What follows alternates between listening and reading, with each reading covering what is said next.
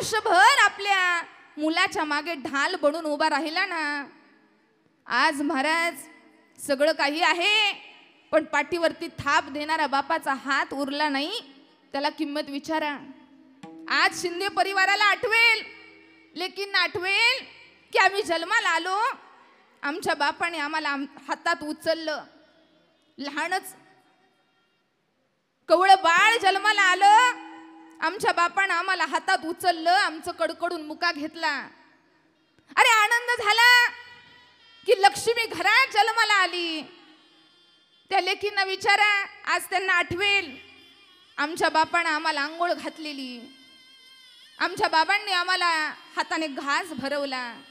अरे आम्हाला चालायला येत नव्हतं, आम्ही रांगायला लागलो, त्यावेळी हाच बाबा आमच्या सोबत रांगला. अरे आम्ही चालायला लागलो ना की मध्ये मध्ये चालता चालता धडपडायचो, त्यावेळी हाच आमचा बाबा आमचा आधार म्हणून आमच्या आई बापाने आम्हाला हात दिला आणि हाताला धरून चालायला शिकवलं. अजून आमचा बाबा आम्हाला कधी आठवतो? अरे अंगणामधली बाबांची खुर्ची पाहिली ना की आम्हाला आमचा बाबा आठवतो. अजून आम्हाला आमचा बाबा कधी आठवतो? अरे ज्यावेळी अंगणामध्ये कट्ट्यावरती बसलेला बाप पाहिला ना की आम्हाला आमचा बाप आठवतो. आम्हाला आमचा बाप कधी आठवतो? अरे ज्यावेळी खुंट एखादी लेकरू शाळेला जायला निघालं ना, त्या लेकराला मागं सायकलवर बसवावं आणि पुढं सायकल चालवत न्यावी. तो सायकल चालवत असणारा बाप पाहिला ना की आम्हाला आमचा बाप आठवतो. अरे एखादा लहान मुलगा आपल्या बाबांसोबत खेळावा आणि त्या बाबांसोबत मस्ती करताना पाहिलेला तो लहान मुलगा पाहिला ना की आम्हाला आमचा बाप आठवतो. आमच्या बापाचं प्रेम, आमच्या बापाची माया, जोपर्यंत बाप घरात आहे ना तोपर्यंत बापाची किंमत कळत नाही दादा. पण बाप गेल्यानंतर कळतं की आपल्या बापाचं असणं. इथं बसलेल्यांना माझा प्रश्न आहे की जोपर्यंत आपले माईबाप जिवंत आहेत ना तोपर्यंत त्यांना वेळ द्या. आज झालंय काय माणसाचं? आज प्रत्येक जण पैशाच्या नादात आहे, प्रत्येक जण व्यापाच्या नादात आहे, प्रत्येक जणांना जबाबदारी आहेत. पण एक सांगू का, ह्या पैशाच्या नादात, या जबाबदारीच्या नादात, व्यापाच्या नादात तुम्ही एवढं पुढे निघून जाता की तुम्हाला तुमच्या माईबापांकडे द्यायला वेळ राहत नाही. विचार करा, माझे माईबाप थकलेले आहेत, आजारी आहेत, त्यांना गरज आहे आपली. थकलेल्या माईबापाला उठता येत नाही, बसता येत नाही, हातानं महाराज हात थरथरत असतो, खाता येत नाही. त्यावेळी महाराज थकलेल्या माईबापाने हात मागितला ना उठायला, तर आजच्या मुलांना हात द्यायला लाज वाटते. बापा हातालोचनी सुख झाले ओ साजनी, सुख झाले ओ साजनी, सुख झाले ओ साजनी. तो हमारा बाबा रवा,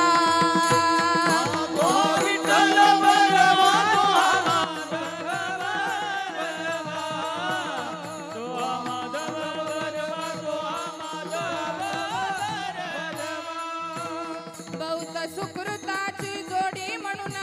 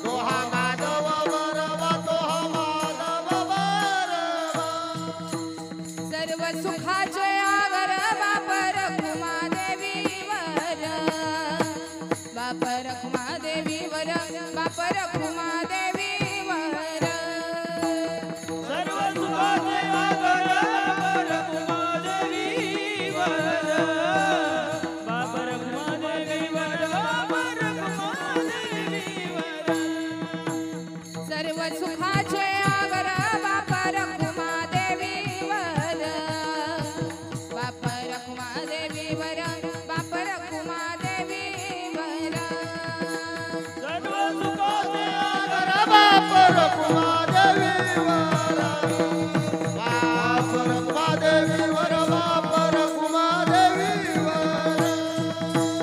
तो हा विठ्ठल बरवा तो हा माधव बरवा ओ हा माधव बरवा तो हा विठ्ठल बरवा तो हा माधव बरवा तो हा विठ्ठल बरवा तो हा माधव बरवा तो हा विठ्ठल बरवा तो हा माधव बरवा माधव बरवा ओ विठ्ठल बरवा तो हा तो हा माधव बरवा तो हा माधव बरवा जय जय रामकृष्ण हरी जय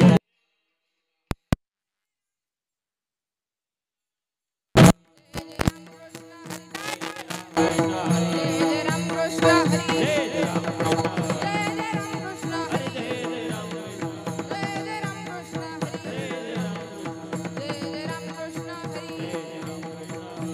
रामकृष्ण हरी जय जय रामकृष्ण हरी जय जय रामकृष्ण हरी जय जय रामकृष्ण हरी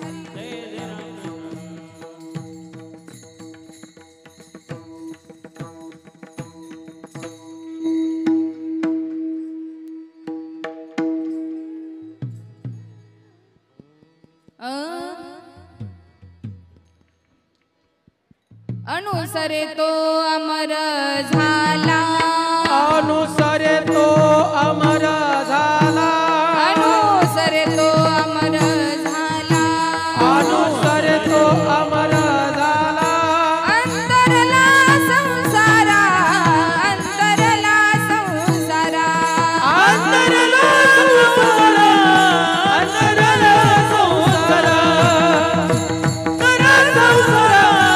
अंतरला संसारा अनुसरे तो अमर झाला अनुसरे तो अमर झाला अनुसरे तो अमर झाला अनुसरे तो अमर झाला अंतरला संसारा अंतरला संसारा अंतरला संसारा अंतरला संसारा अंतरला संसारा अंतरला संसारा न देखती गर्भवास न देखती गर्भवासा न देखती गर्भवास न देखती गर्भवासा कधी दास विष्णूचे कधी दास विष्णूचे कधी दास विष्णूचे कधी दास विष्णूचे कधी दास विष्णूचे कधी दास विष्णूचे विसंबेना माता बाळा विसंगना माता बाळा विसंबेना माता बाळा विसंगना माता बाळा ऐसा नळा पालावा ऐसा नळा पालावा ऐसा फळा पालावा ऐसा फळा पालावा ऐसा फळा पालावा ऐसा फळा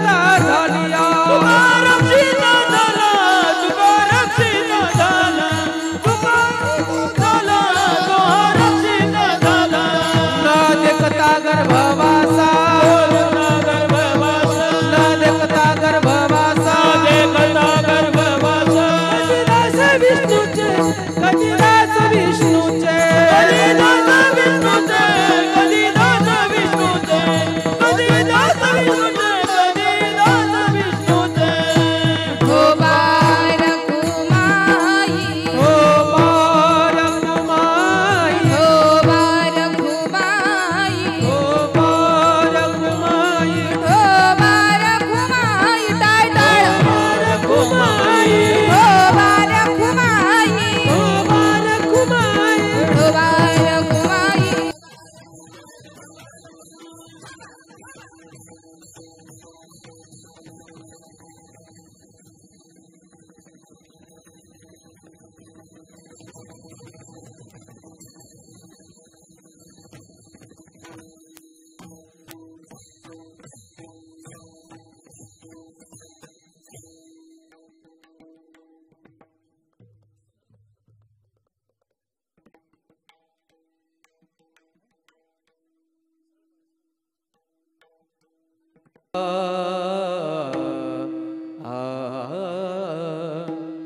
ओ हो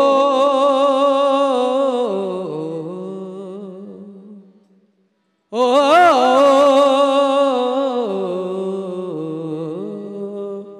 आ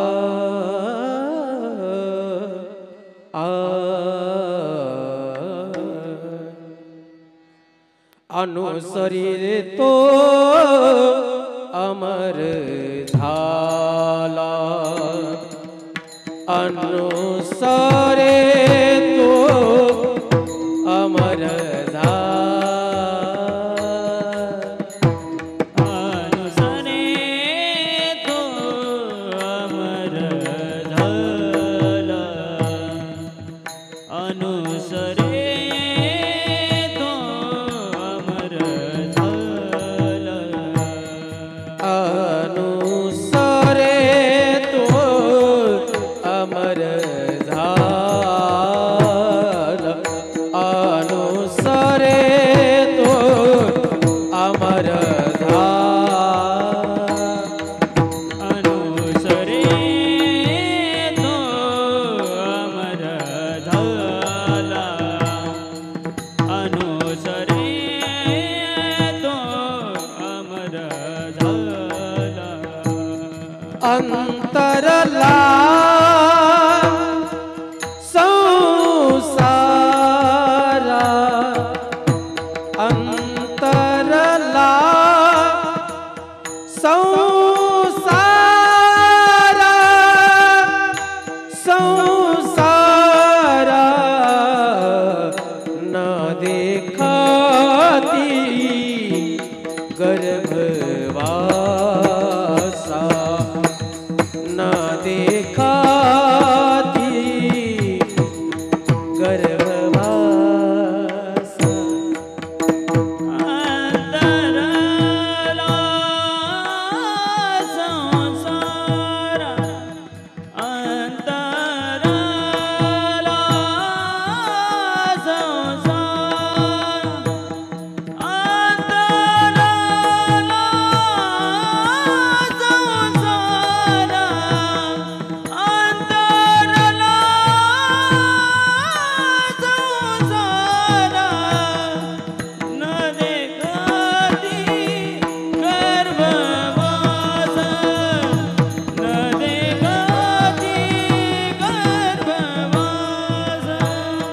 कधी दास विष्णूचे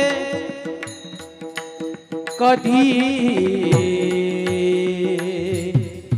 कधी कधी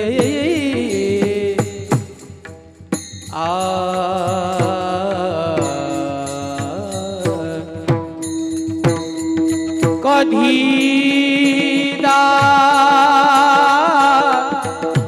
कधी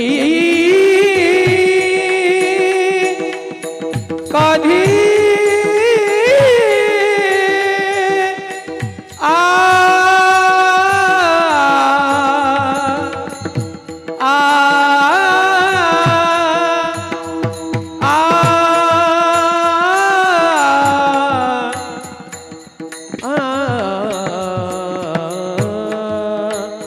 विष्णूचे कधी दास विष्णूचे कधी दास विष्णूचे हो हो आ आ ओ आ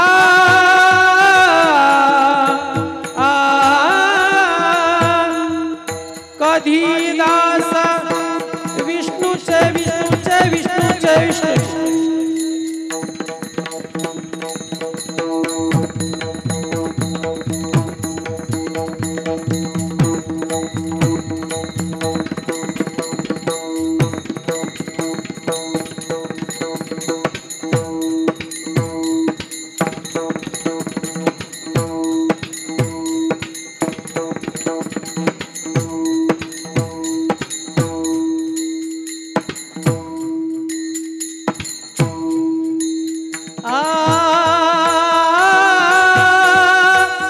विष्णूचे विष्णूचे बोला महाराज बोला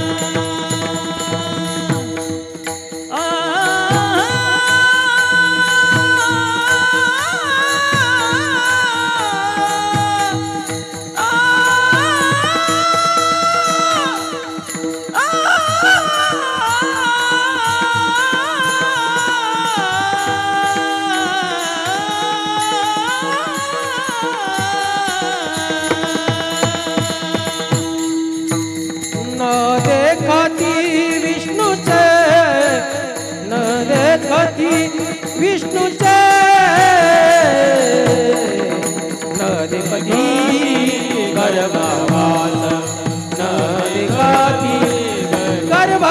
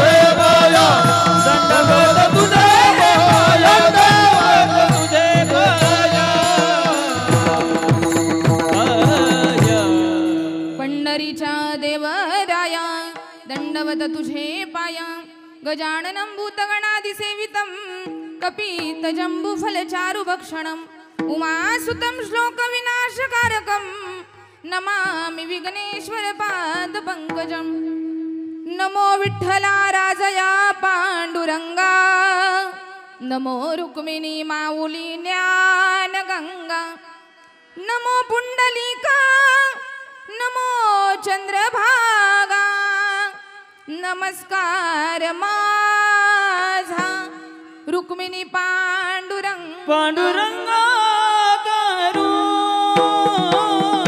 प्रथम नमन पांडुरंगा करू प्रथम नमन ओ पांडुरंगा करू प्रथम नमन पांडुरंगा करू प्रथम नमन ये पांडुरंगा करू प्रथम नमन पांडुरंगा करू प्रथम नमन पांडुरंगा करू प्रथम नमन पांडुरंगा करू प्रथम नमन ये दुसरे चरण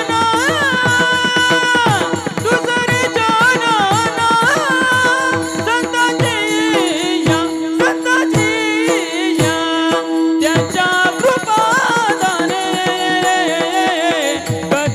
कधी विचारू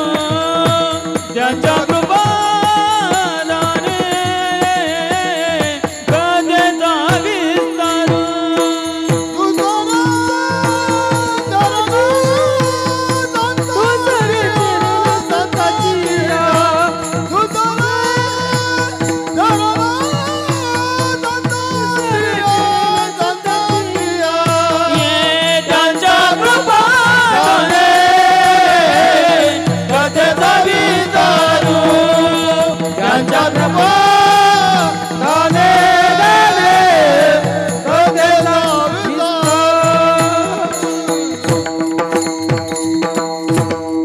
पांडुरंगा करू प्रथम नमन दुसरे चरणा संताची त्यांच्या कृपादाने कथेचा विस्तारू बाबाजी सद्गुरुदास तुका सचितानंद रूपाय विश्वोत्पत्त्यादि हेतवे तापत्रय विनाशाय श्रीकृष्णाय वयं नमः मस्तक हे पायावरी या वारकरी संतांच्या अनुसरे तो अमर झाला अंतरला संसारा न देखती गर्भवास कधी दास विष्णूचे प्रस्तुत प्राप्त प्रसंगी चिंतन रूपी सेवेकरता निवडलेला अभंग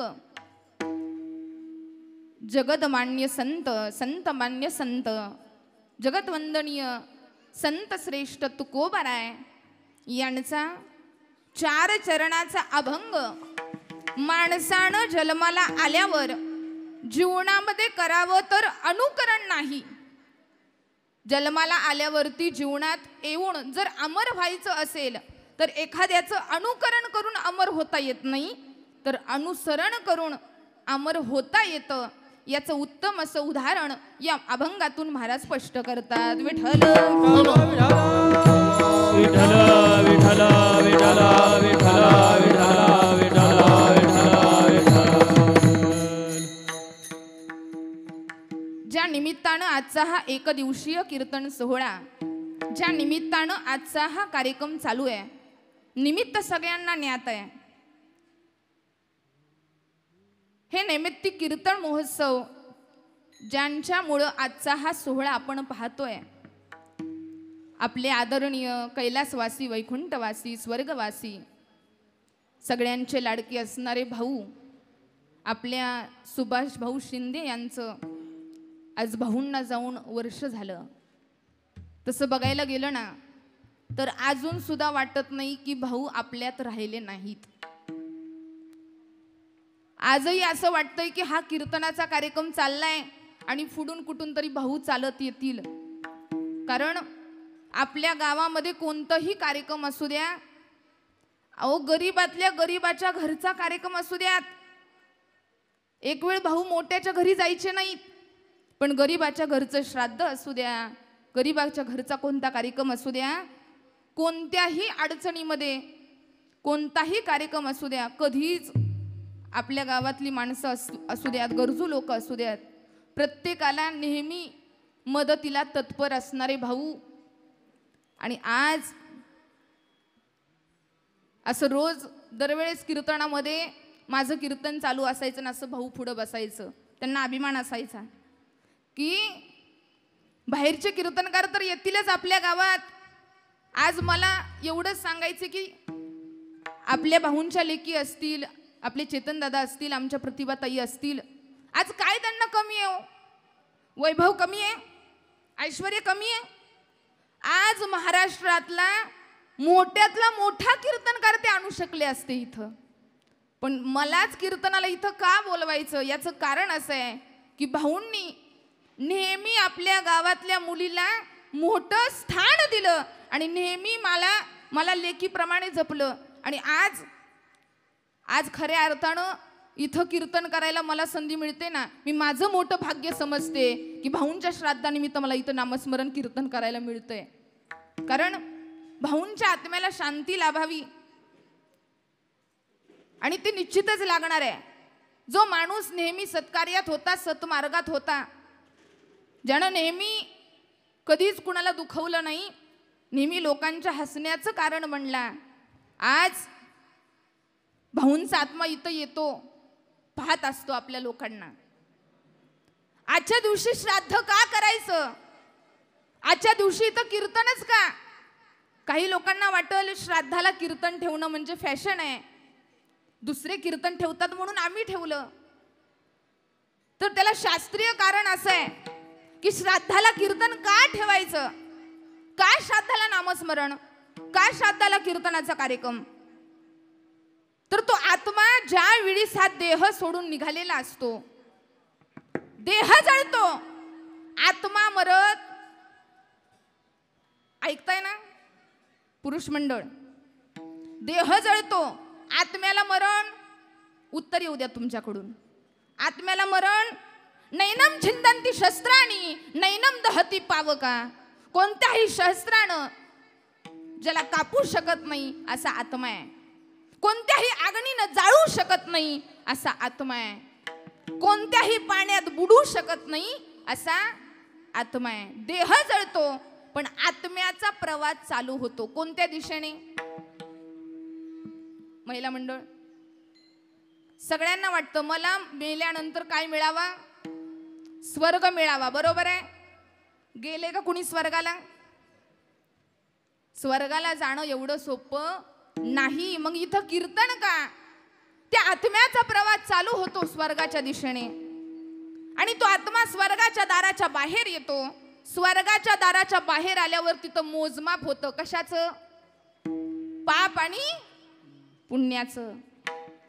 पाप आणि पुण्याचं मोजमाप होतं. ज्याचं पाप जास्त असेल त्याला नरकाची जागा आहे आणि ज्याचं पुण्य चांगलं असेल त्याला स्वर्गाची जागा आहे. मग इथं कीर्तन का? त्या आत्म्याकरता स्वर्गाची दारं उघडी व्हावीत. आणि इथं नामस्मरणच का?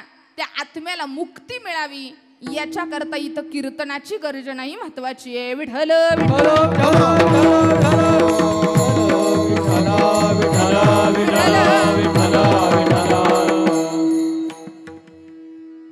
आज प्रत्येकाला भाऊ आठवतील.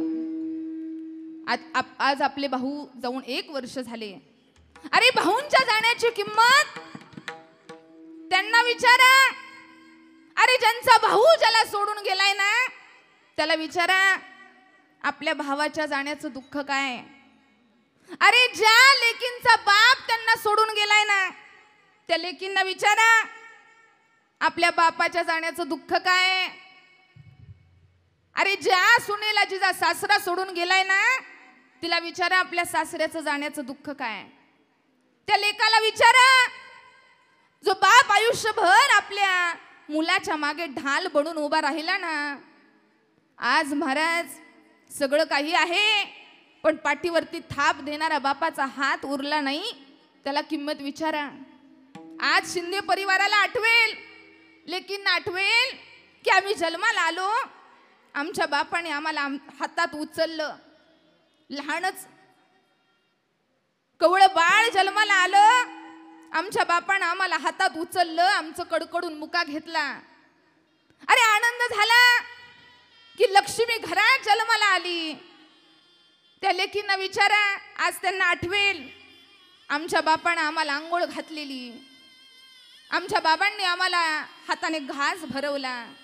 अरे आम्हाला चालायला येत नव्हतं, आम्ही रांगायला लागलो, त्यावेळी हाच बाबा आमच्या सोबत रांगला. अरे आम्ही चालायला लागलो ना की मध्ये मध्ये चालता चालता धडपडायचो, त्यावेळी हाच आमचा बाबा आमचा आधार म्हणून आमच्या आई बापाने आम्हाला हात दिला आणि हाताला धरून चालायला शिकवलं. अजून आमचा बाबा आम्हाला कधी आठवतो? अरे अंगणामधली बाबांची खुर्ची पाहिली ना की आम्हाला आमचा बाबा आठवतो. अजून आम्हाला आमचा बाबा कधी आठवतो? अरे ज्यावेळी अंगणामध्ये कट्ट्यावरती बसलेला बाप पाहिला ना की आम्हाला आमचा बाप आठवतो. आम्हाला आमचा बाप कधी आठवतो? अरे ज्यावेळी एखादी लेकरू शाळेला जायला निघालं ना, त्या लेकराला मागं सायकलवर बसवावं आणि पुढं सायकल चालवत न्यावी. तो सायकल चालवत असणारा बाप पाहिला ना की आम्हाला आमचा बाप आठवतो. अरे एखादा लहान मुलगा आपल्या बाबांसोबत खेळावा आणि त्या बाबांसोबत मस्ती करताना पाहिलेला तो लहान मुलगा पाहिला ना की आम्हाला आमचा बाप आठवतो. आमच्या बापाचं प्रेम, आमच्या बापाची माया, जोपर्यंत बाप घरात आहे ना तोपर्यंत बापाची किंमत कळत नाही दादा. पण बाप गेल्यानंतर कळतं की आपल्या बापाचं असणं. इथं बसलेल्यांना माझा प्रश्न आहे की जोपर्यंत आपले माईबाप जिवंत आहेत ना तोपर्यंत त्यांना वेळ द्या. आज झालंय काय माणसाचं? आज प्रत्येक जण पैशाच्या नादात आहे, प्रत्येक जण व्यापाच्या नादात आहे, प्रत्येक जणांना जबाबदारी आहेत. पण एक सांगू का, ह्या पैशाच्या नादात, या जबाबदारीच्या नादात, व्यापाच्या नादात तुम्ही एवढं पुढे निघून जाता की तुम्हाला तुमच्या माईबापांकडे द्यायला वेळ राहत नाही. विचार करा, माझे माईबाप थकलेले आहेत, आजारी आहेत, त्यांना गरज आहे आपली. थकलेल्या माईबापाला उठता येत नाही, बसता येत नाही, हातानं महाराज हात थरथरत असतो, खाता येत नाही. त्यावेळी महाराज थकलेल्या माईबापाने हात मागितला ना उठायला, तर आजच्या मुलांना हात द्यायला लाज वाटते. थकलेल्या आई बापांची सेवा करायला आज लाज वाटते मुलांना. पण एक सांगू का, तुम्ही किती ऐश्वर्य कमवलं, किती संपत्ती कमवली, याला काडी मात्र किंमत नाही. पण जगातला सगळ्यात श्रीमंत जर कोण असेल ना तर वाक्य नीट ऐका बरं का, ज्याच्या घरामधल्या आईच्या चेहऱ्यावरती हसू आहे आणि बापाच्या चेहऱ्यावरती समाधान आहे, त्याच्यासारखा जगात श्रीमंत दुसरा कोणी नाही, याच्यासारखा श्रीमंत कोणी नाही. ही श्रीमंती आहे आमची. अरे आमच्या घरामधली आई हसते, आमच्या घरातल्या आईच्या चेहऱ्यावरती हसू आहे, आमच्या घरातला बाप समाधानी आहे, अजून काय पाहिजे? पण मायबाप गेल्यानंतर काही मुलं मी अशी पण पाहिली दादा की आई वडील गेल्यानंतर त्याच्या सरणावरती जाऊन रडतात, डोकं आपटून घेतात. बाबा तुम्ही नको जायला होते हो. पण एक सांगू का, अरे आपला बाप निघून गेल्यानंतर त्याचा फोटो धडावरती घेऊन रडण्यापेक्षा जोपर्यंत बाप जिवंत आहे ना तोपर्यंत त्याला जोपासा. तुम्हाला वाटतं तुमचा बाप निर्दयी आहे, त्याला काडी मात्र हृदय नाही, त्याला अजिबात भावना नाही आहेत, संवेदना नाही आहेत. कारण आई नेहमी सांगत आलेली असते, बाळा शाळेत जा, बाबा मारेल, बाळा अभ्यास कर, बाबा मारेल, बाळा चोरी करू नको, बाबा मारेल, बाळा जेवण कर, बाबा मारेल, बाळा असं करू नको, बाबा मारेल, बाळा तसं करू नको, बाबा मारेल. मुलाला वाटतं हा बाबा फक्त मला मारण्याकरताच जन्माला आलेला आहे. माझ्या बापाचं माझ्यावरती प्रेम नाही.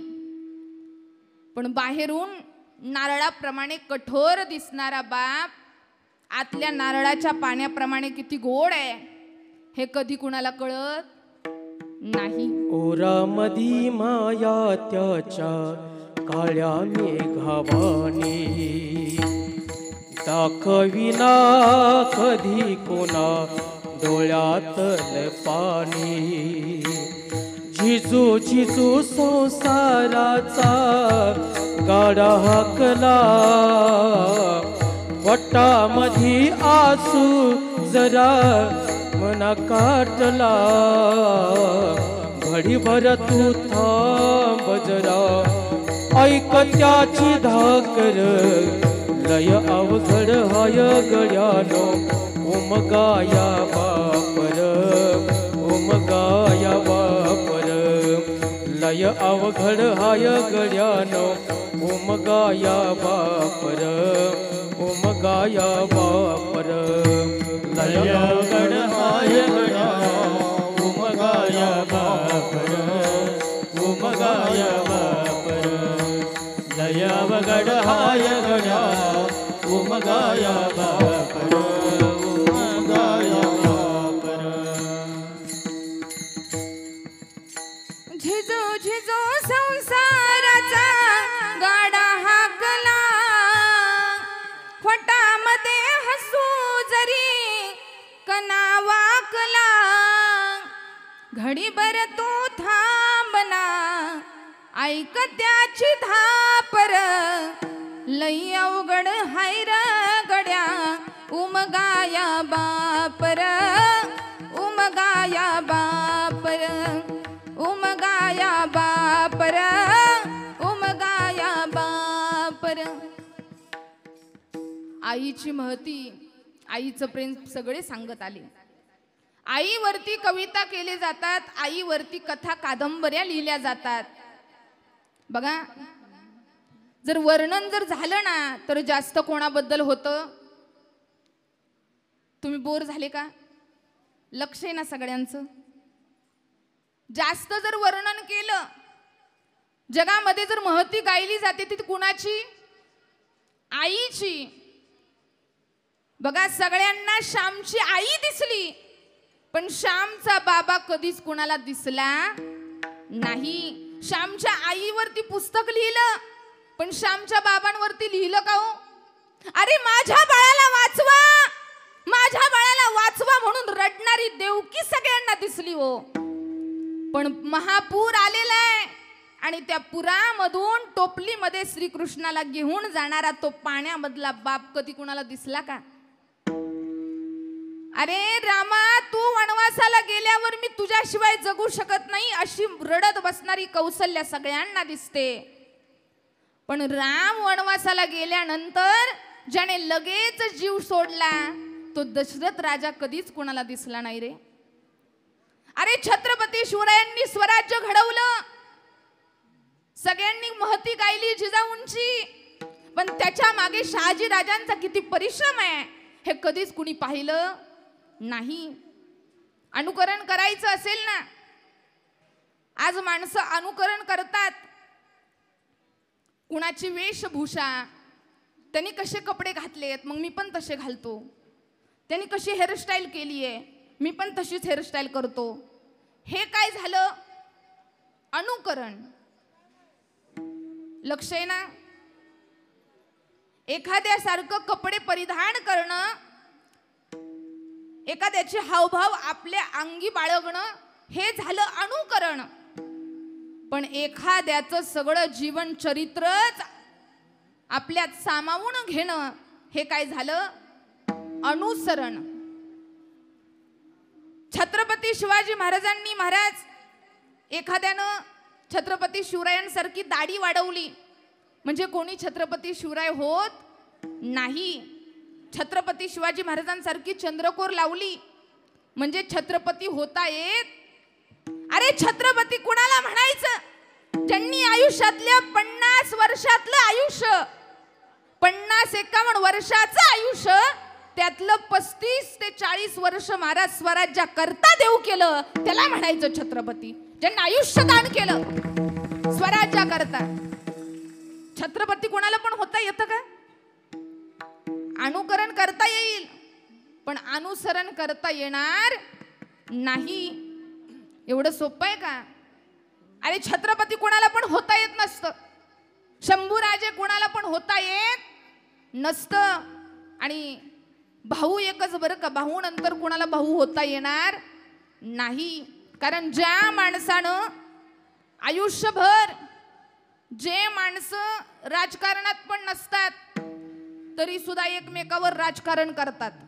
वाक्य नीट ऐका बरं का. इथं बसलेले शिंदेवाडी, जे माणसं राजकारणात पण नसतात तरी सुद्धा एकमेकांवर काय करतात? राजकारण करतात. पण जो माणूस आयुष्यभर राजकारणात राहिला तरी सुद्धा कधी कुणावर राजकारण केलं नाही, केलं ते समाजकारण केलं, समाजाच्या कल्याणाकरता केलं. असा माणूस परत होणे नाही. राजकारणात राहून सुद्धा समाजकारण केलं, समाजाच्या हिताकरता. आज बघायला गेलं ना तर भाऊ कुणाकुणाला आवडतात. राजकीय क्षेत्रातल्या लोकांना भाऊ आवडतात, सामाजिक क्षेत्रातल्या लोकांना भाऊ आवडतात. आमच्या शैक्षणिक क्षेत्रातल्या मंडळींना सुद्धा कोण आवडायचे? आमचे भाऊ आवडायचे. उत्तमची उरे कीर्ती मागे,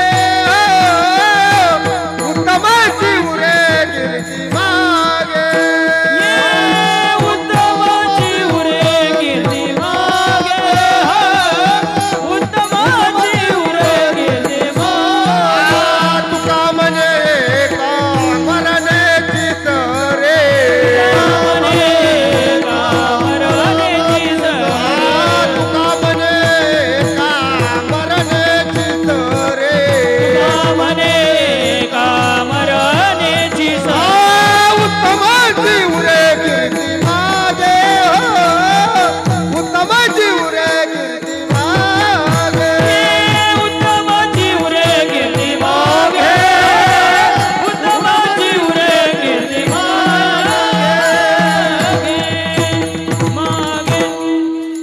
तुका म्हणे का मरणची सरे, उत्तमची उरे कीर्ती मागे. आज भाऊ जरी आपल्यामध्ये नसले ना, देहरूपामध्ये आपल्यामध्ये नाहीत, पण त्यांनी केलेलं कार्य, त्यांनी केलेलं समाज कार्य, त्यांचे विचार, त्यांची परंपरा, त्यांची शिकवणूक, हे सगळं आज आपल्या गावामध्ये सगळ्यांच्या नसानसामध्ये वाहतंय. लहानापासून मोठ्यांपर्यंत. मी मगाशी सांगितलं, शैक्षणिक ठिकाण असू द्यात, राजकीय ठिकाण असू द्यात, औद्योगिक ठिकाण असू द्यात, सामाजिक ठिकाण असू द्यात, धार्मिक ठिकाण असू द्यात, प्रत्येक ठिकाणच्या माणसांचा आवडीचा नेता नवे नवे त्यांना मी नावच देईल की ज्यांचं अजान शत्रू व्यक्तिमत्व जर कोणाचं असेल ना तर ते आमच्या भाऊंचे बरं का. एकही शत्रू नाही असं व्यक्तिमत्व. कधीच कुणाला महाराज एकही माणूस असा सापडणार नाही की तो भाऊंच्या शब्दाच्या बाहेर गेलाय. असं जीवन असावं, असं अनुसरण असावं, असं जगणं असावं की महाराज आपण गेल्यानंतर आपल्या जवळची माणसं तर आपल्यासाठी रडतीलच हो. आपली जवळची आहेत ती, आपल्या जवळच्या माणसांच्या डोळ्यात पाणी येणारच आहे. पण महाराज आपण गेल्यानंतर अहो अख्खं गाव रडावं, अख्खा तालुका रडावा, अख्खा जिल्हा त्यांच्यासाठी जमा व्हावा, एवढं व्यक्तिमत्व असावं, असं माणसाचं जगणं असावं. आमच्या भाऊंचं जगणं असं होतं, असं जीवन असावं. माणूस किती वर्ष जगला याला किंमत नाही. मी 60 वर्ष जगलो, मी 70 वर्ष जगलो, मी 90 वर्ष जगलो, किती जगला याला किंमत नाही. पण तो माणूस म्हणून कसा जगला याला फार किंमत आहे. म्हणून एखाद्याच्या जीवनातलं अनुकरण करू नका.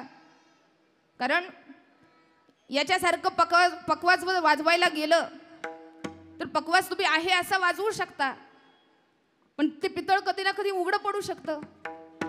एखाद्याची जर तुम्ही कॉपी करायला गेला, कॉपी ही कॉपी असते, अनुकरण हे अनुकरण असतं. डुप्लिकेटची किंमत ही ओरिजिनलला येत, ओरिजिनल ते ओरिजिनल असतं बरं का. म्हणून अनुकरण करण्यापेक्षा काय करा, एकदा झालं काय, एक सुंदर मला पंचतंत्रातली कहाणी आठवते. एक सुंदर गोष्ट आहे, लक्ष द्या. एक सिंह होता, सिंह, आणि सिंहाला तहान लागली म्हणून सिंह नदीच्या काठावरती आला, तळावरती आला. आणि तळावरती आल्याबरोबर सिंहानं पाहिलं की तिथं कोलीन दिसतीये.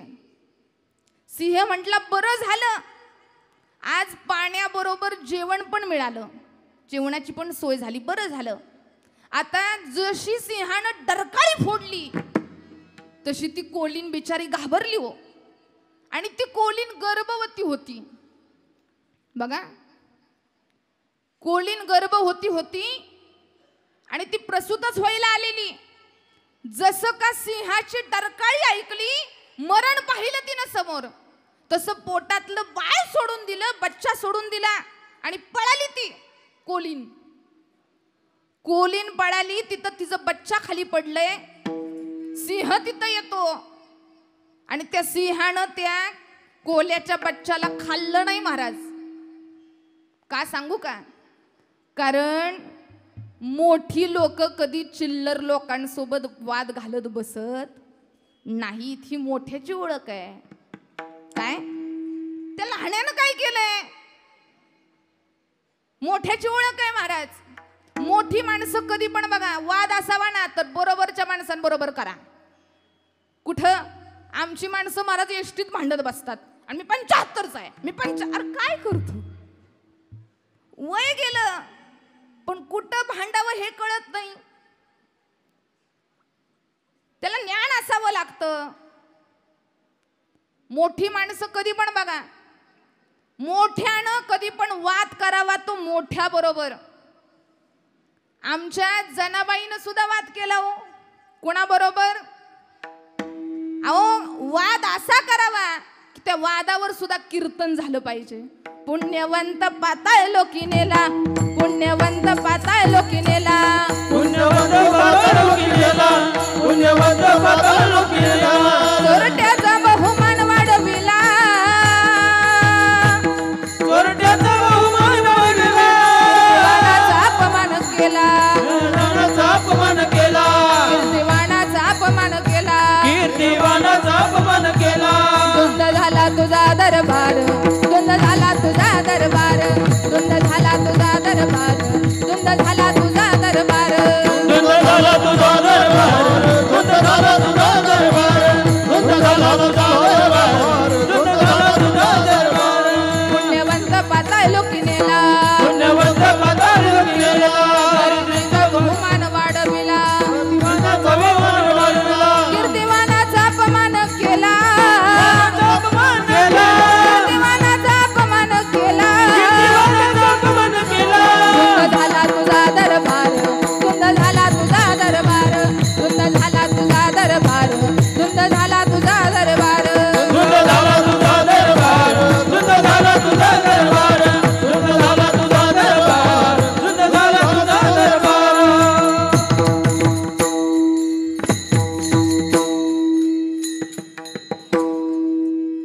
पुण्यवंत पाताळ लोकी नेला, दरिद्री तो भाग्यवंत ठेला, चोरट्याचा बहुमान वाढविला, कीर्तिवानाचा अपमान केला, धुंद झाला तुझा दरबार. हे काय माहितीये का? ऐ शिंदेवाडी, सगळे जागेवर आहात ना? काय म्हणते मी? हा जो अभंग म्हटला हे काय माहित आहे? अहो, हे जनाबाईनं त्या देवासोबत केलेलं भांडण आहे. आणि या भांडणात सुद्धा तुम्ही काय वाजवल्या? टाळ्या वाजवल्या. अहो हे भांडण आहे आमच्या संताचं. नाही तर असं कधी झालंय का आपल्यासारख्याचं भांडण लागलंय आणि एखादा म्हणला थांबा थांबा भांडणाला सुरुवात करू, पण थांबा मला देवाला प्रार्थना करू द्या, ओम गणेशाय नमः. असं झालंय. पण ते संतांचं भांडण आहे. अहो तो अधिकार आहे जनाबाईचा. जनाबाई म्हणते देवाला, अरे विठ्या विठ्यामुळे मायेच्या कारट्या तुझी रांड रडकी झाली. कोण म्हणतंय? जनाबाई म्हणते. वाद करते वाद. अहो वाद असा असावा की जगाच्या बापावरती वाद असावा. नाहीतर महाराज चिल्लर लोकांसोबत वाद करत बसू नका. आज आमची पिढी महाराज नको तिकडे वेळ वाया घालवायला लागली. नको तिकडं महाराज वाद घालत बसू नका. नको तिकडे एनर्जी घालवत बसू. तसं त्या सिंहानं विचार केला, या लहाण्यानं माझं काय केलंय. त्या सिंहानं त्या बच्चाला उचललं आणि घरी घेऊन गेला. आता घरी घेऊन गेल्याबरोबर ती सिंहीण होती. सिंहिणीनं पाहिलं सिंहानं कोल्याचं बच्चा आणलंय. वाघ म्हणतोय तिला, ऐक, आधीची आपली 2 आहेत आणि हे 3रं म्हणून सांभाळ. ती जुन्या काळातली सिंहीण होती बरं का. ऐ शिंदेवाडीच्या जागेवर आहात ना. ती जुन्या काळातली सिंहीण होती. तिनं सुद्धा नवऱ्याचं ऐकलं आणि ती तयार झाली कोणाचं बच्चं सांभाळायला. सांगता का जाऊ घरी? कोणाचं? कोलीचं. सिंहीण होती जुन्या काळातली म्हणून तयार झाली. नाही तर आताच्या काय ऐकते ते महाराज. आताच्या अहो आम्ही असं एका ठिकाणी कीर्तनाला गेलो आणि एका महाराज काकून असं फरशी पुसलेली. मला काय माहिती फरशी पुसली आहे. मी आपलं चालत गेली. तिनं महाराज मला पोचा फेकून मारला. मी घाबरले. म्हणलं नक्की झालं काय. सगळे माझे कपडे भरलेले. मी काय म्हणलं इथं थांबायला. इथल्या नाही बरं का, आमच्या गावच्या सगळ्या बिचाऱ्या चांगल्या इथं. मला कीर्तन करायचंय. दुसरी कुठचं सांगते. तसं पोचा फेकून मारला. सगळे कपडे खराब झाले. मला राग आला. मी त्यांच्या नवऱ्याला फोन केला, दादा अहो तुम्ही मला घरी बोलवलं पण तुमच्या बायकोनं मला पोचा फेकून मारला. ते म्हणले तिच्याकडं बघतोच म्हणले. असं कुठं असतं का? घरातल्या महाराज लोकांच्या अंगावर पोचा फेकून मारला, पुसणी फेकून मारली, बघतोच म्हणला. मला वाटलं आता हे जाऊन मारतय की काय. म्हटलं दादा लय काय ओरडू नका. नाही ना म्हणले महाराज फोन ठेवा मी बघतोच. ते घरी गेलं. 10 मिनिटं झाली तरी मला फोन आला. मी नंतर स्वतः फोन केलं. म्हटलं काय झालं दादा, ओरडला का बायकोला? नाही म्हणले. कुठे म्हणलं? नाही म्हणले घराच्या बाहेरच आहे. मग म्हटलं ओरडला का बायकोला? नाही म्हणले ओरडलो असतो पण अजून ती पुसलेली फरशी अजून ओलीच आहे बघा. कळलं त्यालाच कळलं बरं का. अजून वाळली नाही फरशी, वाळल्यानंतर बोलतो. म्हणजे बायको समोर जायला कोणाची हिम्मत नाही. तसं ती बिचारी चांगली होती. सिंहिणीनं सुद्धा कबूल केलं, ठीक आहे हे मी माझं म्हणून सांभाळते. तिघही वाढू लागले.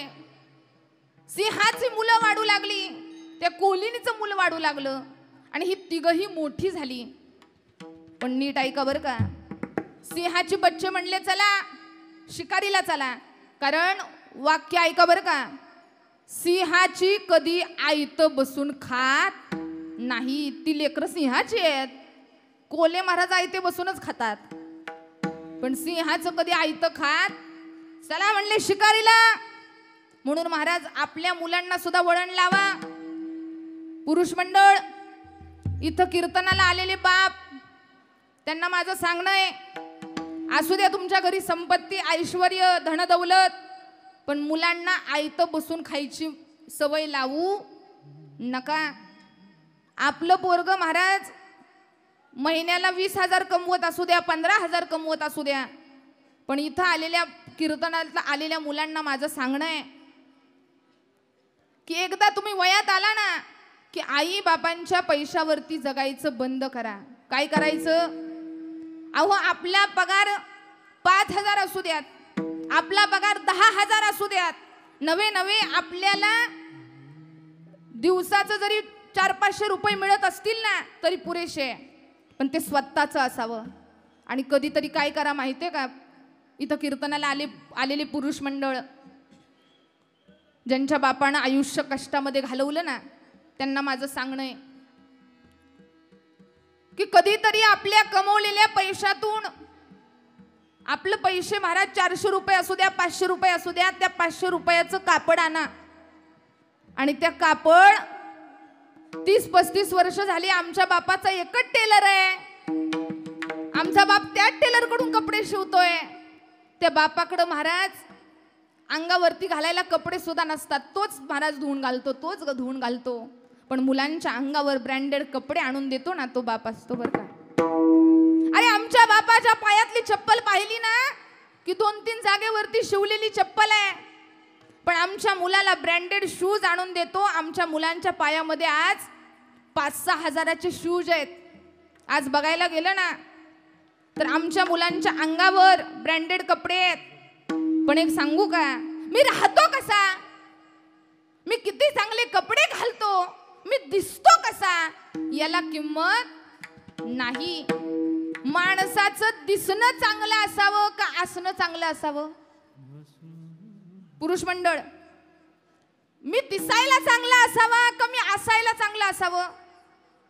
मी माझ्या कपड्यानं उठून दिसावं एवढं माणसानं हलकं नसावं. आपले विचार एवढे ब्रँडेड ठेवा की 4 चौघात आम्ही विचारानं उठून दिसावं. विचार चांगले पाहिजेत, विचार ब्रँडेड ठेवा. तसं आपल्या आणलेल्या पैशातून आपल्या बाबांचा नावाचा शर्ट शिवायला टाका आणि बाबांना आणून द्या, बाबा हा तुमच्यासाठी शर्ट शिवला. आणि त्यावेळी आपला बाप ज्यावेळी तो शर्ट घालेल ना, त्यावेळी महाराज बापाला एवढा आनंद होतो की माझ्या मुलानं स्वतःच्या कमाईचा शर्ट मला आणून दिला. त्यावेळी बापाच्या चेहऱ्यावरचा आनंद पाहिला ना, ते स्वर्ग सुखाची अनुभूती दिल्याशिवाय राहत नाही. एवढा महाराज बापाला त्या मुलाचं कौतुक वाटतं, आनंद वाटतो. म्हणून मुलांना सवय लावा कमवायची, शिकवा. तसं सिंहाची मुलं जसं त्यांना कळायला लागलं तशी शिकारीला जायला लागली आणि तसं हे कोलपित त्यांच्या माग माग. मी अनुकरण आणि अनुसरण याच्यातला फरक सांगते बरं का. मला तुम्हाला पहिल्या चरणाकडे नेऊन जायचंय. सिंहाबरोबर कोल पण मोठं झालं, सिंह शिकारीला गेले, कोल पण माग माग गेलं. आता सिंह महाराज, सिंहानं ठरवलं हत्तीची शिकार करायची, कोल घाबरलं, शेवटी ती कोल आहे. कोल म्हणलं सिंहाची शिकार. ते कोल सिंहालाच म्हणतोय, अरे तुम्ही येडे झाला काय, अरे तुम्ही माझे भाऊ आहे, मला वाटतं तुमचं काही वाईट होऊ नये, एवढ्या भल्या मोठ्या हत्तीची शिकार तुम्ही दोघंच करणार. कोल असं घाबरलं, कोल महाराज भिवून पळून माघारी आलं. कोल माघारी आलं, सिंहिणीला म्हणतोय,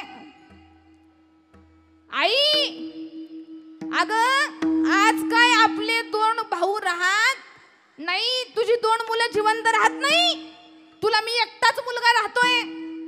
अरे पण झालं तरी काय? अरे ते कोल सांगतय सिंहिणीला, त्या जंगलामध्ये माझे 2 भाऊ एका हत्तीची शिकार करायला गेलेत आणि हत्ती एवढा भला मोठा आहे की हत्ती त्याला जिवंत सोडत नाही. कोण म्हणतोय? कोल म्हणतोय सिंहिणीला. त्यावेळी सिंहिणीला एवढा राग आला.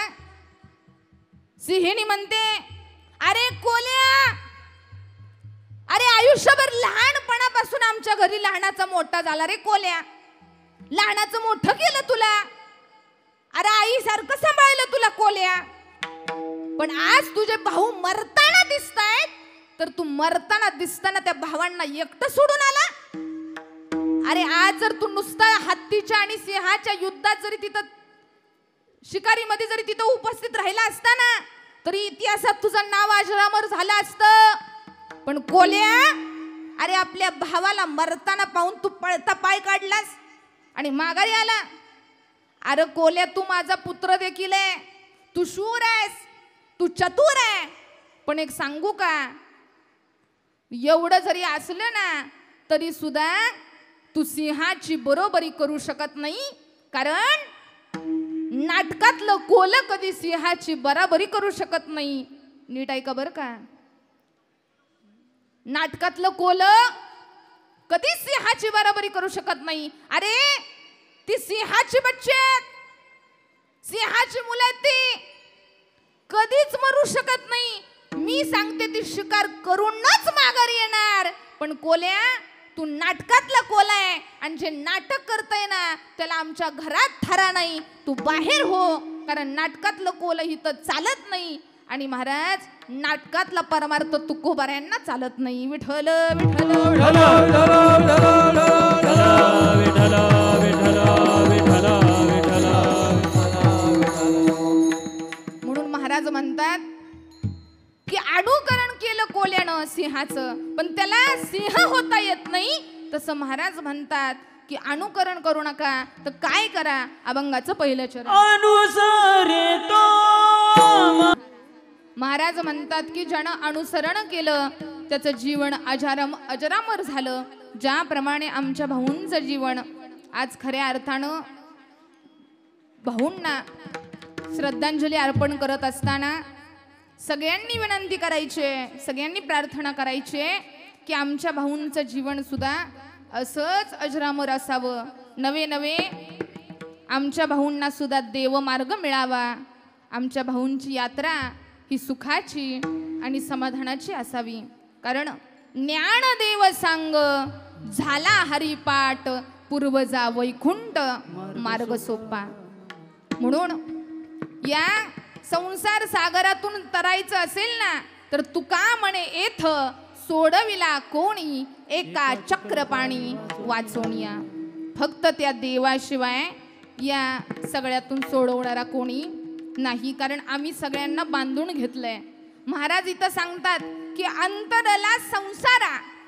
अंतरला म्हणजे काय, इथं अंतरलाचा जर घ्यायचं असेल उदाहरण तर देह, हा देहाला आम्ही बांधून घेतलंय संसाराला. नीट ऐका बरं का, वाक्य छोट आहे पण घेण्यासारखं आहे. आम्ही काय केलंय की जिथं आम्हाला प्रयत्न करायला हवे होते तिथं आम्ही प्रयत्न करत नाही, आणि जिथं आम्हाला शांत बसायचंय तिथं आम्हाला शांत बसवत नाही. ही आमच्या माणसांची शोकांतिक आहे. आम्ही नको तिथं हातपाय हलवतो. एकदा झालं काय, एक जावाई सासरवाडीला आला आणि जावाई सासरवाडीला आल्याबरोबर अशी दलदल होती, दलदल, आणि दलदलीमध्ये तो जावाई अडकला.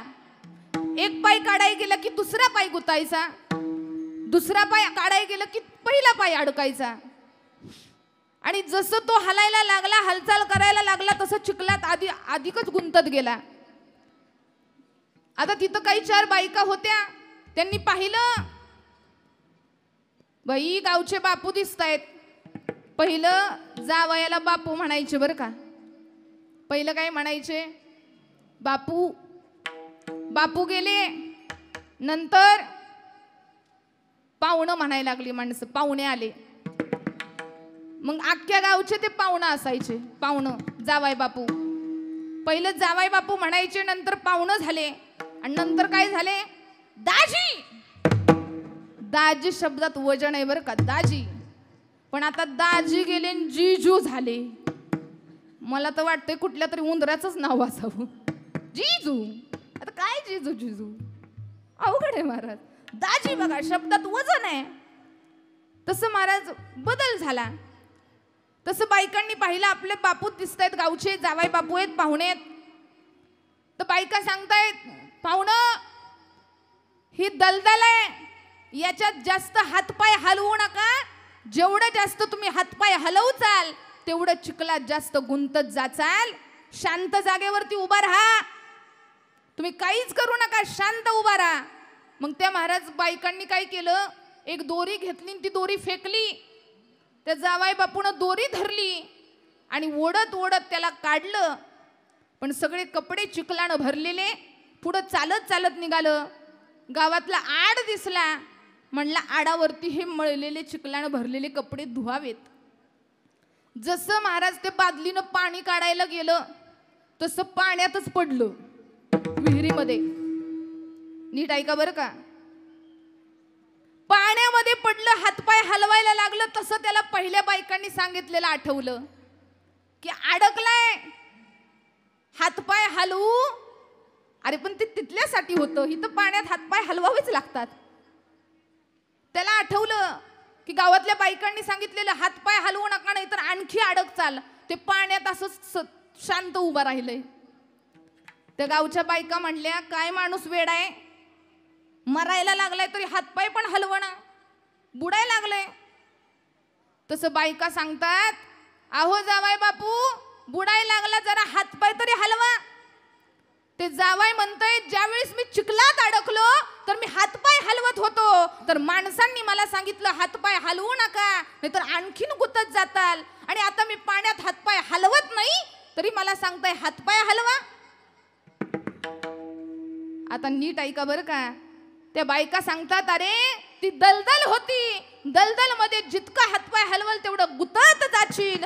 आणि इथं पाणी आहे, इथं तुला जर वाचायचं असेल तर हातपायच हलवावे लागतील. तसं हे महाराज मी त्या जावाय बापूचं सांगत नाही, तुमचं आमचं सांगतोय. आम्ही महाराज प्रयत्न नको तिथं करतोय. आम्ही संसारात हातपाय हलवतोय, म्हणजे संसारात प्रयत्न करतोय. ती दलदल म्हणजे संसार आहे. ती दलदल म्हणजे संसार आहे. तिथं तुम्ही जास्त प्रयत्न करायला गेला तर आणखी चिखलात गुतत जाणार. पण पाणी म्हणजे परमार्थ आहे. इथं हातपाय हलवलं तरच तुम्ही वाचणार. हा परमार्थ आहे. कळलं त्यालाच कळलं बरं का. हा परमार्थ म्हणजे पाणी आहे. आणि इथं तुम्हाला काय हलवावे लागतील, हातपायच हलवावे लागतील तर जीवन आहे. पण आम्ही सगळं बांधून घेतलंय. आम्ही संसाराला बांधलं.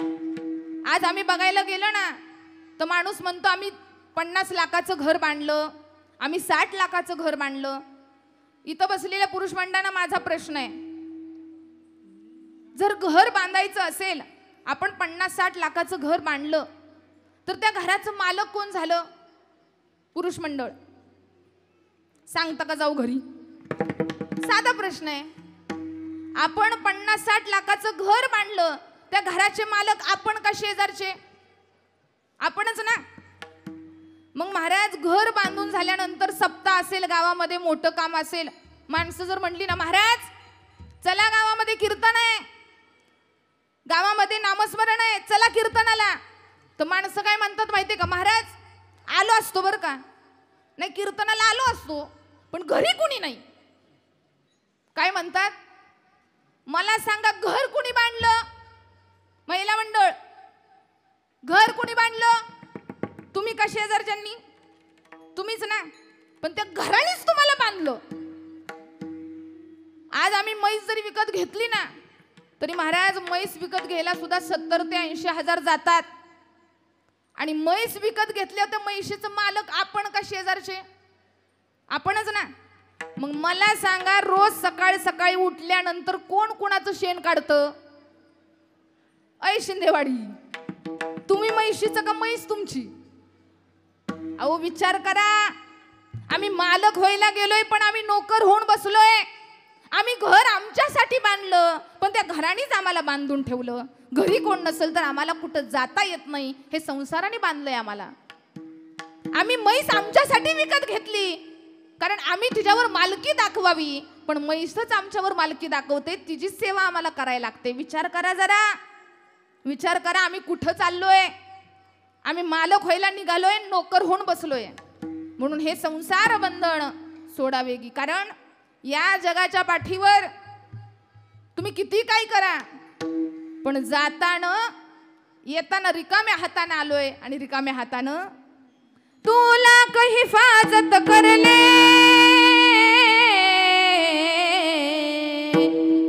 तुला काही हिफाजत करले, तू लाख करे रखवाली. उड़ जाएगा एक दिन पंछी, रहेगा पिंजरा खाली. उड़ जाएगा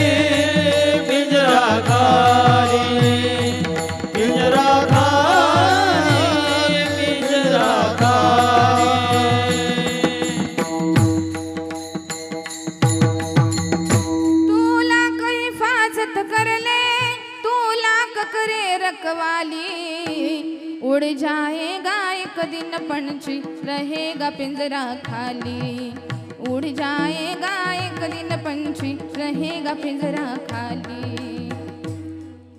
सगळं काही सोडून जावं लागणार आहे. कोण माझे, घर माझं, बायको माझी, जमीन माझी, जमला माझा, गाडी माझी, ऐश्वर्य, संपत्ती, त्याचं बोलवणं आलं ना, हे सगळं सोडून जावं लागतंय. कोणी नाही कोणाचं. म्हणून जोपर्यंत याच्यात आत्मा आहे ना, तोपर्यंत एकमेकासोबत चांगलं वागा, चांगलं राहा, चांगलं बोला, माणुसकी जपा. जर सगळ्यात मोठा दागिना असेल ना, तर तो कशाचा आहे? माणुसकीचा आहे. कधी काळ येईल आणि आपल्याला घेऊन जाईल हे सांगता येणार? अरे आई वडील गेल्यानंतर त्यांची खंत वाटते, पण जोपर्यंत आपले मायबाप जिवंत आहेत तोपर्यंत त्यांना जोपासा. कारण बाप गेल्यानंतर त्याची खंत काय असते ना महाराज. माझ्या छत्रपती शिवरायांना सुद्धा वाटली हो. अहो काय नव्हतं त्यांच्याकडं. स्वराज्याचे संस्थापक माझे छत्रपती शिवराय, अख्खा महाराष्ट्र त्यांच्यासाठी रडतोय, झगडतोय. आणि माझा छत्रपती शिवराय अहो सिंहासनावरती बसणार होता. आणि ज्यावेळी छत्रपतींनी सिंहासन पाहिलं, सोन्याचं सिंहासन आहे, जडाऊ मुकुट आहे. आणि मुकुट पाहिल्याबरोबर छत्रपती शिवरायांच्या डोळ्यातून असे घळाघळा अश्रू वाहू लागले. अरे जगाचा राजा आहे, काय कमी त्याच्याकडे. पण राजा सुद्धा रडत होता. आऊसाहेब तिथं आल्या. राजे अहो अचानक काय झालं तुम्हाला रडायला? काय रडताय असं? तुम्हाला सिंहासन आवडलं नाही का? आवडलंय साहेब. तुम्हाला मुकुट आवडलं नाही का? आवडलाय साहेब. तुम्हाला व्यवस्था आवडली नाही का? आवडली आहे साहेब. मग रडताय का? माझ्या रडण्याचं कारण असं आहे की अहो छत्रपती शिवराय आऊसाहेबांना सांगतायत की आज सगळं काही माझ्याकडे. आज आपला महाराष्ट्र स्वराज्य स्थापन झालंय. आज मी सिंहासनावर बसणार आहे. आज सिंहासन आहे, मुकुट आहे. पण अरे हे पाहिलं आऊसाहेब, तुमच्या कपाळावरचं कुंकू जिवंत नाही. अरे माझा बाप जिवंत नाही याची खंत मला वाटते. अरे जगाचा बाप आहे तो छत्रपती राजा. त्याला सुद्धा आपल्या बापाची खंत होती. त्याला सुद्धा वाटत होतं हे सगळं पाहिला माझा बाप जिवंत असायला पाहिजे होता. जसं महाराज छत्रपतींना वाटत होतं माझा बाप हवा होता, तसा महाराज शंभूराजांना सुद्धा वाटत होतं की छत्रपती असायला हवे होते. आज बलिदान माज चालू आहे. छत्रपती शिवाजींच्या महाराजांच्या पोटी आपले शंभूराजे. आज आठवा शंभूराजांचं बलिदान आठवा. अरे नाही नाही तेवढे हाल केलेले माझ्या शंभूराजांचे. तरी सुद्धा महाराज धर्मासाठी कधीच महाराज प्राण गेला तरी वाकणार नाही असं महाराज ज्यांचं कर्तृत्व आहे तो माझा शंभू राजा आहे. त्याच्यासाठी कधीतरी डोळ्यात पाणी यावं दादा, कधीतरी स्वाभिमान वाटावा. अरे या जगाला आजच्या पिढीला झुकेगा नाही शिकवायचं असेल ना तर पुष्पा दाखवू नका, छावा दाखवा. महाराज उद्याची पिढी चांगली घडल्याशिवाय राहणार नाही. त्यांना दाखवा. झुकेगा नाही दाखवता ते पुष्पा दाखवता. अरे दाखवा माझ्या शंभूराजांचं कार्य. दाखवा माझ्या शंभूराजांनी महाराज ज्यावेळी 40वा दिवस आहे शंभूराजांचं हालहाल केलेत. हात महाराज सालटलेत, हात तोडलेत, पाय तोडलेत, जीभ काटलेली आहे, डोळ्यात सळ्या घुसवल्यात. तरी सुद्धा महाराज माझे शंभूराजे आभाळाकडे बघतायत आणि म्हणतात आबासाहेब अहो धर्मासाठी मी माझा प्राण सोडतोय. पण आज हे सगळं पाहिलं तुम्ही आभाळ भरून माझ्याकडे बघत असाल. पण आबासाहेब आज माझ्याकडे तुमच्याकडे बघायला डोळे सुद्धा शिल्लक नाहीयेत. अहो आबासाहेब तुम्ही आभाळातून मला हात देत असाल, पण आज माझे हात काटलेले आहेत. तुम्हाला हात द्यायला माझ्याकडे हात सुद्धा नाहीयेत. अहो आठवा त्या शंभू राजांचं बलिदान. महाराज अंगाला मीठ चोळीला जखमा झाल्या, आम्हाला छोटस सालटलं तरी आम्हाला महाराज रडायला येतं, जखम झाली तरी. आमच्या शंभू राजांचं हाल हाल केलं तरी सुद्धा महाराज आपल्या धर्मासाठी प्राणाची आहुती दिली. म्हणून आठवा त्या बापाचं महाराज कर्तृत्व काय होतं. बाप काय करतो. बाप करी जोडी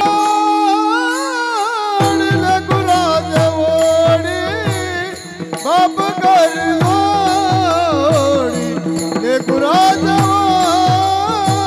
बाप करी जोडी लेकुराचे ओढी. बाप करी जोडी लेकुराचे ओढी. आपुले कुरवंडी आपुले कुरवंडी आपुले कुरवंडी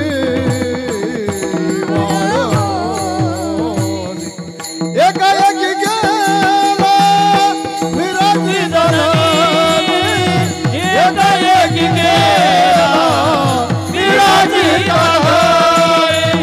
एकाएकी गेला विराजी धरणी. एकाएकी गेला विराजी धरणी. बाप करी जोडी लेकुराच्या ओढी आपुली कुरवंडी वाळवणी. बरोबर 12:05 फुले टाकायचे. 10 मिनिटं आपल्याकडे राहिलेली थोडं सगळ्यांनी सहकार्य करायचे. 10 मिनिटं सगळ्यांनी इकडे लक्ष द्या. मला तुम्हाला शेवटी जाता जाता आपल्या भाऊंचं कार्य सांगून जायचंय. आयुष्यभर बाप आपल्या लेकरांसाठी झटत असतो. रात्रीचा दिवस, दिवसाची रात्र. ज्यावेळी महाराज बापाचा सगळ्यात जास्त जीव लेकीवरती असतो. लेक सासरला जायला निघाली ना, महाराज त्या लेकींना विचारा. अरे कोपऱ्यामध्ये मंडपामध्ये फिरत असतो. सामान्य घरातला बाप असू द्यात किंवा उच्च घरातला बाप असू द्यात, लेकीच्या लग्नामध्ये असा फिरत असतो. कपडे मळलेले असतात, त्याला भान नसतं कशाचं. फक्त आल्या गेलेला सांगत असतो काही चुकलं असेल तर माफ करा. आणि लेक जात असताना सासरला त्या बापानं पाहावं आणि बापाचं हृदय भरून यावं. माणसानं सांगावं, दादा अहो तुमच्या लेक चालली, तिची पाठवणी करायची आहे. तर तो बाप सांगतो, दादा अहो या घरात राहणारी मुलगी मोठ्यांचा अनादर करणारी नाही. आमची लेक आहे ना, अहो तुमच्या घराचं सोनं करेल हो. बाप जाताना एक वेळ लेकीला महाराज कोणता आंदन देऊ नका. गाडी बंगला तिला गरज नाही, नकोय भांडी. पण बाप घरामध्ये पडत पडत जातो आणि आपल्या कापडामध्ये गुंडळलेली ज्ञानेश्वरी आणतो आणि लेकीच्या हातामध्ये देतो आणि सांगतो, दादा अहो माझी लेक तुमच्या घरी येणार आहे, पण माझी लेक तुमच्या घरी येऊन काय देईल हे सांगता येणार नाही. पण माझी लेक रोज सकाळी ज्ञानेश्वरीचं पारायण करते. तुमच्या घरी आल्यानंतर सुद्धा तिचं ज्ञानेश्वरीचं पारायण चालू ठेवा. आणि ज्या घरामध्ये माझी लेक ज्ञानेश्वरी गाता घेऊन येते ना, ती माझी सुसंस्कृत लेक. तुमच्या घरात काय देईल सांगता येणार नाही, पण माझी लेक तुमच्या घराचं गोकुळ केल्याशिवाय राहणार नाही. हा विश्वास बापाचा लेकीवरती आहे. आणि तसाच आमचा गोकुळात असणारा बाप. अरे 7 लेकी झाल्या आणि 8वा कृष्ण आमचे चेतन दादा आहेत. असं आमचं महाराज. आणि एवढंच नाही, मी तर म्हणते आमच्या भाऊंना 7 लेकी नाहीत, 8 लेकी आहेत. अरे ज्याप्रमाणे पोटच्या पोरी जशा सांभाळतात तसा महाराज आमच्या भाऊंनी आपल्या प्रतिभाताईंचा सांभाळ केला. मी आज म्हणेल की जगाला एक लेक काय करू शकते, तर सगळ्यांना महाराज पुरून उरेल असं आमच्या भाऊंच्या नंतर भाऊंच्या समाज कार्यात, राजकीय कार्यात आणि शैक्षणिक कार्यात भाऊंच्या पावलावर पाऊल टाकून चालणारी ताई म्हणजे आमच्या प्रतिभाताई आहेत. यांचं महाराज घ्यावा कधीतरी. एक वाघीण आहे की जिनं आपल्या सासऱ्याच्या पावलावर पाऊल टाकलं आणि हे साम्राज्य उभा केलं. आमचे भाऊ जगले, लोकांच्या कल्याणाकरता जगले. जात धर्म भेदभाव लहान मोठा कधीच पाहिला नाही. अरे आमच्या भाऊंनी पैशाचा मोजमाप कधी ठेवला नाही. कधी महाराज सगळ्यांच्या उपयोगी आला असा माणूस. एक सांगू का, निष्ठा या शब्दाचा अर्थ जर जाणून घ्यायचा असेल ना, निष्ठा म्हणजे आमचे सुभाष भाऊ आहेत. निष्ठा सगळ्या कार्यामध्ये ज्यांनी निष्ठा टाकली ते आमचे सुभाष भाऊ आहेत. अरे ज्या बंगल्याचं 40-45 वर्ष नाव ठेवलं जिद्द. माणसं नाव ठेवतात पण नावाप्रमाणे वागत नाहीत, पण जिद्द बंगल्याचं नाव ठेवलं आणि तसंच महाराज जिद्दीनं कार्य करत राहिलं आणि सगळ्या क्षेत्रातल्या लोकांवर आधी राज्य करणारे म्हणजे आमचे भाऊ आहे. म्हणून आज त्यांचा एवढा सोहळा मोठा होतोय. प्रत्येक महाराष्ट्राच्या कोपऱ्यातून माणसं आज आलेली आहेत भाऊंना श्रद्धांजली अर्पण करायला. म्हणून त्यांच्या आत्म्यात शांती लावावी अशी ईश्वरचरणी प्रार्थना करूयात आणि आपण इथं सेवेला पूर्णविराम. विठोबा रखुमाई. सुभाष भाऊंच्या नावामुळे महाराज शिंदेवाडीचं नाव उल्लेख हे मला अभिमानाचंच पद आहे. आज मला जर विचारलं ना महाराज सांगा ना आज आपले भाऊ कुठं असतील, त्यांना कुठे जागा मिळाली आहे, तर मी माझ्या याने सांगते मला जेवढं कळतंय ना या कीर्तनाच्या माध्यमातून. आज मला प्रश्न विचारला ना भाऊंना जागा कुठं मिळाली आहे, तर जो माणूस नेहमी समाज कार्यात होता, सगळ्यांच्या कल्याणाकरता झगडत होता, धार्मिक कार्यातही होता, अशा माणसानं कधीच कुणाचं वाईट पाहिलं नाही. आज महाराज त्या माणसाला कुठं जागा मिळली सांगू का, तर भगवंताच्या चरणाजवळ आमचे भाऊ आहे आणि त्यांचं आयुष्य महाराज अजरामर झालंय. कारण तुकाराम महाराज सांगतात तुका म्हणे पितृ आशीर्वाद देती, कल्याण इच्छिती सर्व काळ. म्हणून आपल्या भाऊंच्या आत्म्यात शांती लावावी अशी ईश्वरचरणी प्रार्थना करते. सगळ्यांना जे फुलं वाटलेली आहेत फुलाचा अभंग होईल असं वाटतच नाही की भाऊ नाहीत. असं वाटतं की पुण्याला गेले असतील, मुंबईला गेले असतील, संध्याकाळी घरी येतील. पण दवाखान्यातून घरी आणू असं म्हणत असतानाच ते आपल्यातून निघून गेले. शेवटी नियतीला कुणी मोड घालू शकत नाही. आज इथं निमंत्रित केल्यामुळं आपण सर्वजण भाऊंच्या प्रेमाखातर भाऊंच्या वर्षश्राद्ध निमित्तानं इथं आलात. खरं तर काही लोकांना खूप उशिरा निमंत्रणं मिळाली तरी देखील ते भाऊंच्या प्रेमाखातर उपस्थित राहिले आणि अशी तरी कितीतरी लोक आहेत ज्यांना निमंत्रणं पोचली देखील नाहीत, पण भाऊंसाठी म्हणून आज तुम्ही इथं आलात. म्हणून माझ्या सर्व कुटुंबियाच्या वतीनं मी तुमचे आभार मानते. खरं तर नम्रता महाराज यांचे मी खूप आभार मानते की त्यांनी त्यांच्या निरूपणातून भाऊंच्या कार्यकर्तृत्वाचा आणि त्यांच्या संपूर्ण आयुष्याचा लेखाजोखा मांडला आपल्यासमोर. त्यामुळे मी जास्त वेळ न घेता एवढंच सांगेन की फारसं न शिकलेले भाऊंना आयुष्य जगण्याची कला मात्र फार चांगली कळलेली होती. जगावं कसं आणि जगवावं कसं हे हे शिकण्यासाठी किंवा हे कळण्यासाठी कुठल्या शाळेत जावंच लागतं असं काही नाही. कारण की ते तुमच्या स्वभावावर आणि ते तुमच्या संस्कारावर अवलंबून असतं आणि असे संस्कारी आणि असे सुस्वभावी असे आमचे भाऊ होते. आज त्यांच्या 7ही मुली असतील, त्यांचे कर्तृत्ववान जावई असतील, त्यांची नातवंड असतील, माझे पती असतील, मी स्वतः आणि त्यांची लाडकी नात श्रिया. आम्हाला सर्वांना खूप अभिमान वाटतो की आम्ही भाऊ आणि भाभींच्या कुटुंबाचे लोक आहोत.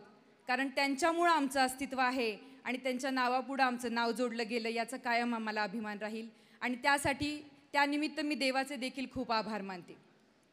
जास्त वेळ न घेता मी नुकतीच एक कविता माझ्या वाचनात आली ती तुमच्यासमोर सादर करते आणि शेवट करते.